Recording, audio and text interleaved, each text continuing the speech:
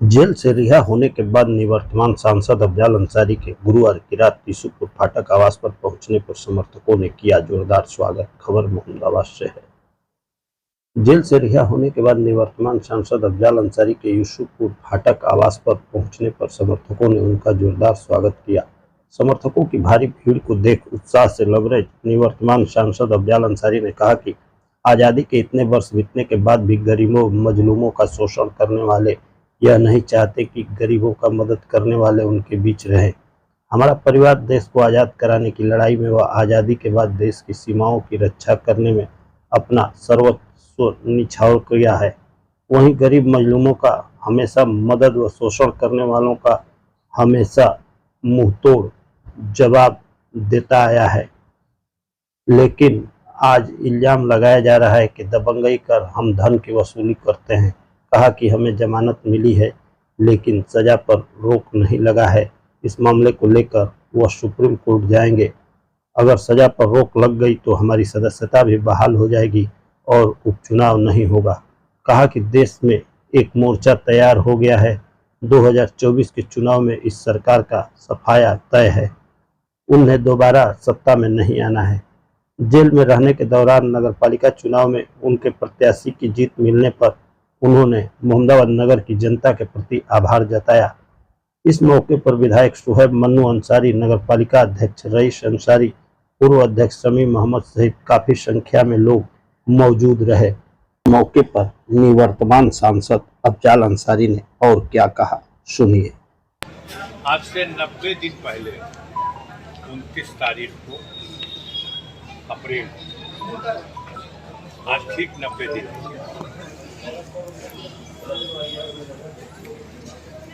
आप लोगों को खबर मिली होगी। मुझे एक मुकदमे में 4 साल की सज़ा का ऐलान हुआ और फिर जेल जाना। अब हाई कोर्ट से जमानत हुई और आज 90 दिन के बाद हम जेल से रिहा हुए हैं।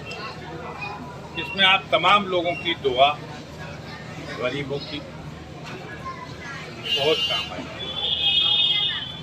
ज़रूर मुश्किल हालात थे हमारे जैसे इंसान के लिए, लेकिन सब्र से काम लिया गया। ये इसके पीछे उनका जो मकसद है, जो बेचैनी है, वो आम आदमी भी समझ रहा है। इस मुल्क को आज़ाद हुए तकरीबन 77-78 साल हो गए, लेकिन इस मुल्क में वो लोग आज भी गरीब और कमज़ोर को गुलाम की तरह सर झुका करके जिंदगी जीने के लिए मजबूर देखना चाहते हैं। कुछ ऐसे लोग हैं जो ऐसे सताए हुए लोगों के साथ खड़े हो जाते हैं, उनकी मदद के लिए उनकी आवाज़ बन जाते हैं। और ऐसे लोगों के साथ इस वक्त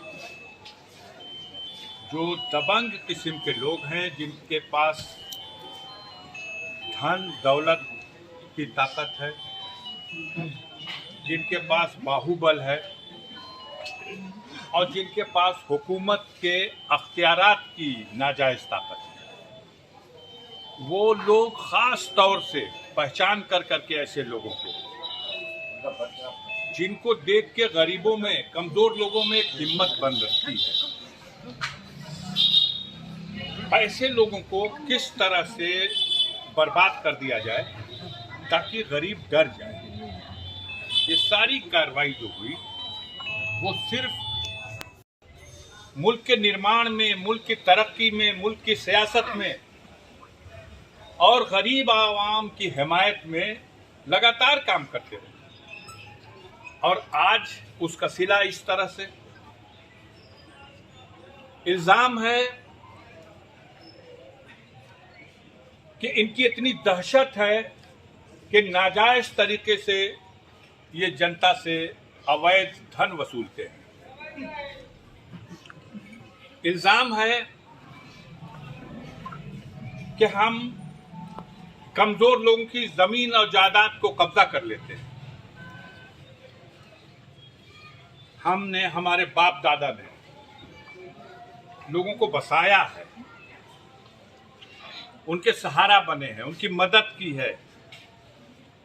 हमारे ऊपर उल्टा इल्जाम लगाने वाले वो जो पूरी तरह से गरीबों का गला घोटने वाले लोग। कितनी खुशी थी लोगों में, लेकिन वो 29 तारीख साजिश करने वालों की कामयाबी का दिन था और आज 27 तारीख दुआ करने वालों की कामयाबी का दिन है। उनके मंसूबे नाकाम हुए, लड़ाई खत्म नहीं हुई।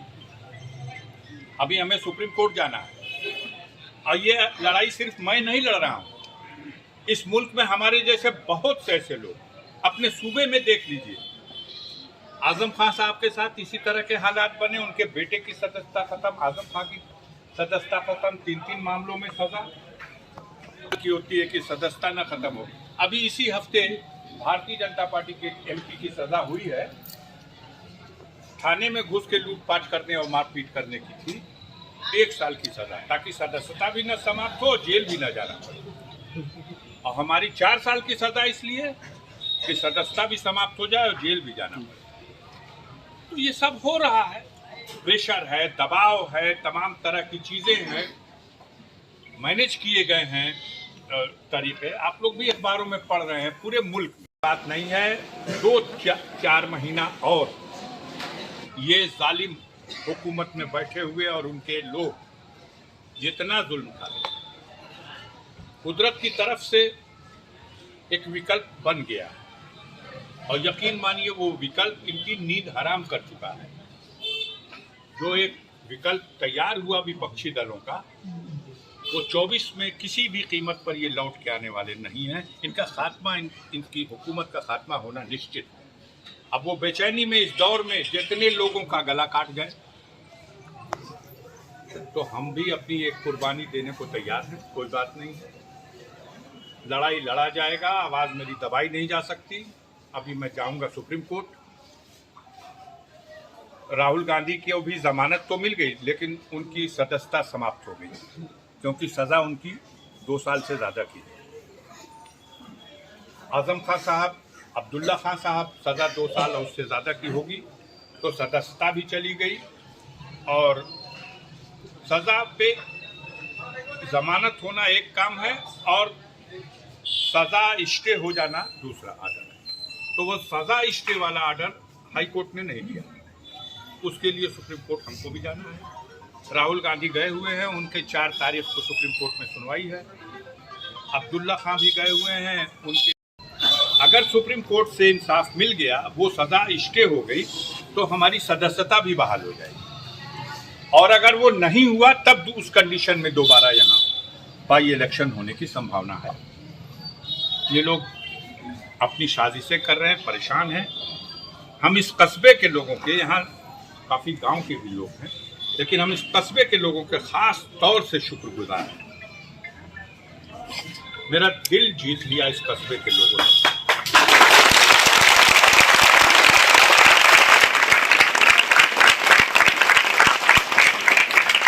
हम जब जेल गए तो सबसे ज्यादा अगर फिक्र मुझे कोई सता रही थी तो एक फिक्र थी कि हमें बंद किया गया है 5 दिन के बाद नगर पालिका का चुनाव, और बहुत दिनों से इनका मंसूबा, इस तरह की जो ताकतें हैं। ये जिले में पिछली बार 2 सीटें जीते थे और 4 सीटें हम लोग के पास थी। सादात में और गाजीपुर सदर 2 ही सीट थी। इस बार भी इनकी 3 ही सीट है और इस बार भी आप 4 सीट जीतने में कामयाब हो गए। और मोहम्मदाबाद में बड़े शानदार ढंग से आप लोगों ने अपने कैंडिडेट को जिता लिया। मैं इसके लिए सबको मुबारकबाद देता हूं, रईस साहब को भी मुबारकबाद देता हूं।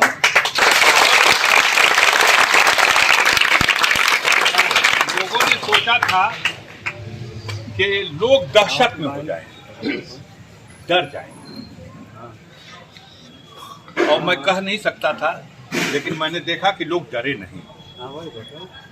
और यही आज कहना चाहता हूं कि ये सारी कार्रवाई सिर्फ गरीब और कमजोर लोगों को डरा देने के लिए है कि डर जाओ तुम गुलाम हो।